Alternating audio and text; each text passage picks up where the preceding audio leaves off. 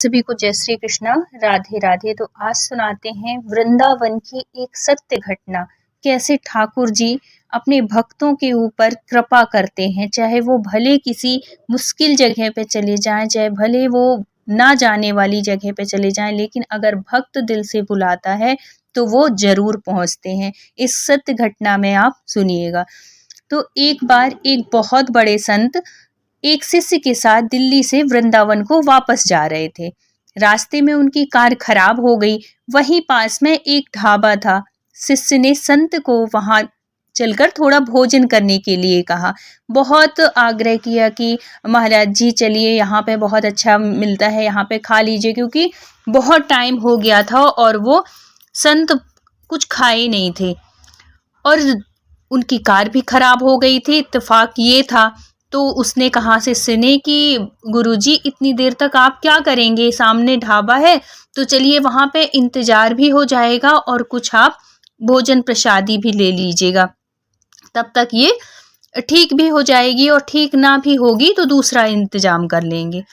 अब ढाबे पहुंचे तो ढाबे के मालिक ने जब देखा कि इतने बड़े संत उसके ढाबे पर आए हैं, तो उसने जल्दी जल्दी, क्योंकि उसको तो पता था कि मेरे और ढाबे में शुद्ध शाकाहारी तो होता नहीं है, हर तरह के लोग आते हैं, तो लहसुन प्याज भी बनती है, सब कुछ बनता है।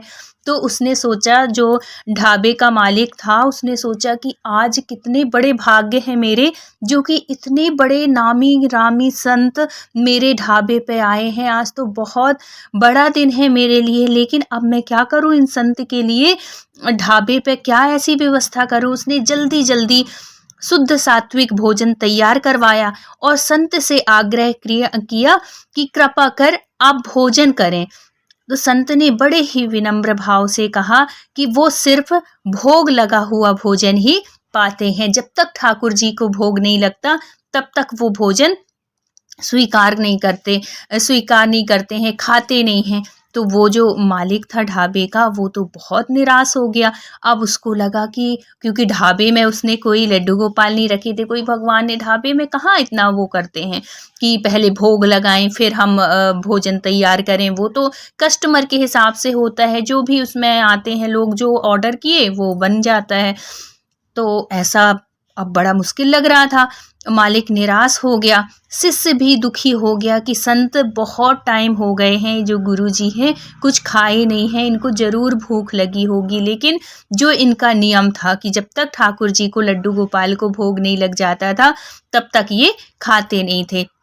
अब देखो, भगवान का अगर भक्त दुखी है, भगवान का भक्त अगर भूखा है, तो वो कैसे करके वो अपने भक्त तक कैसे पहुंचते हैं। आप सुनिएगा, इन लड्डू गोपाल की कृपा को महसूस करिएगा कि कितने दयालु हैं वो।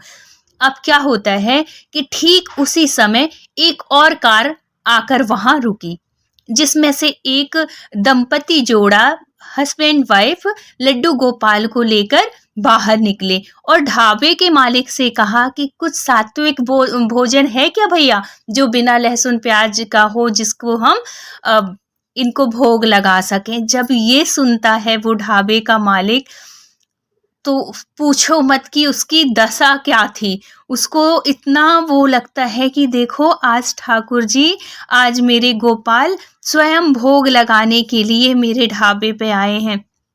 और वो जो दंपति थे, जो हस्बैंड वाइफ थे, जो लड्डू गोपाल को लेके आए थे, वो कहते हैं कि इनका दोपहर का टाइम हो गया है, भोग का समय हो गया है और हमारी गाड़ी खराब हो रही है और लग रहा है गर्म हो रही है, तो आगे जाने में लग रहा था कि यहीं पे थोड़ी विश्राम करा दें, थोड़ी गाड़ी भी ठंडी हो जाएगी और है तो दोपहर का टाइम भी हो गया है, तो इनको भोग भी लगा देते हैं। तो अगर आपके यहाँ पे कोई सात्विक भोजन हो, अगर आप बना सकें तो लगा दीजिए भोग, हम अपने लड्डू गोपाल का भोग लगा दें, दे दीजिए।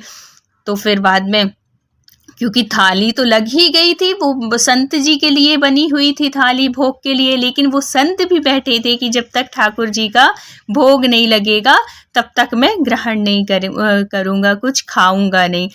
और अब क्या होता है कि प्रभु की इस लीला को देखकर ढाबे के मालिक और शिष्य दोनों हैरान रह गए कि वाह रे लड्डू गोपाल, वाह रे कन्हैया, तेरी माया। अब संत के लिए बनाया हुआ भोजन गोपाल जी को भोग लगाया, फिर वो प्रसाद संत के पास लेकर गए। संत ने जब सारी बात सुनी, संत से बताया गया कि महाराज जी, आपने भोजन ग्रहण नहीं किया, आपका जो नियम था, तो आपके नियम के लिए देखिए ठाकुर जी स्वयं आए हैं।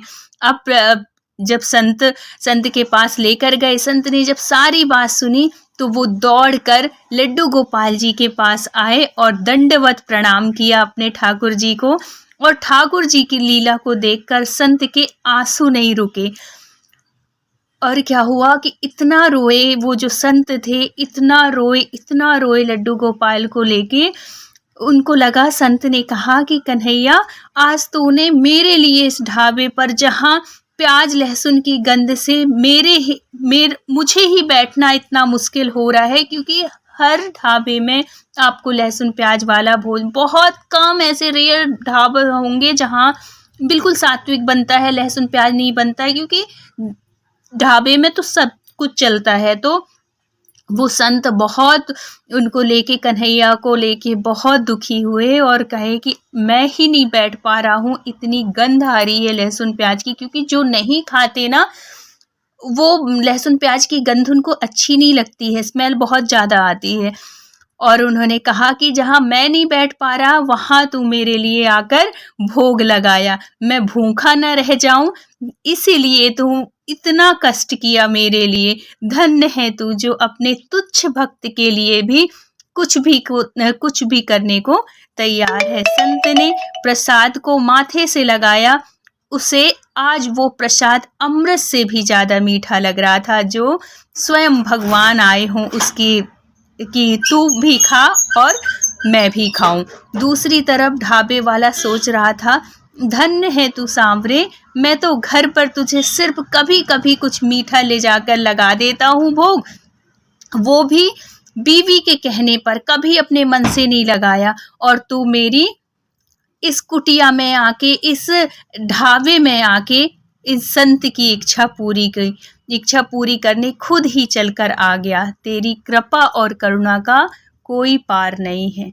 तो बोलिए राधे राधे। इतने दयालु, इतने करुणामयी होते हैं हमारे कन्हैया, हमारे लड्डू गोपाल। बस उनकी करुणा को हमें समझना होता है, उनकी दया को हमें महसूस करना होता है। वो अपने भक्त के लिए कहीं से भी आ जाते हैं, कहीं से भी व्यवस्था कर देते हैं। अगर हमारा मन इतना पवित्र है, अगर हमारा नियम बिल्कुल दृढ़ है कि जब तक हम ये, हमारा जो नियम है, जैसे ये संत का नियम था कि जब तक मैं भोग नहीं लगा देता भगवान को, तब तक मैं ग्रहण नहीं करता। तो अगर इस नियम के साथ हम कोई भी कार्य करते हैं ना, तो भगवान वो कार्य को हमारे जरूर पूर्ण करते हैं, चाहे उनको स्वयं आना पड़े उस कार्य को करने के लिए। तो इतने दयालु, इतने कृपालु हैं हमारे कन्हैया। तो अगर वीडियो अच्छा लगा हो तो please like, share and subscribe करिएगा। मिलते हैं किसी नेक्स्ट सत्य घटना के साथ। जब तक अपना ख्याल रखिए, अपनों का ख्याल रखिए। राधे राधे।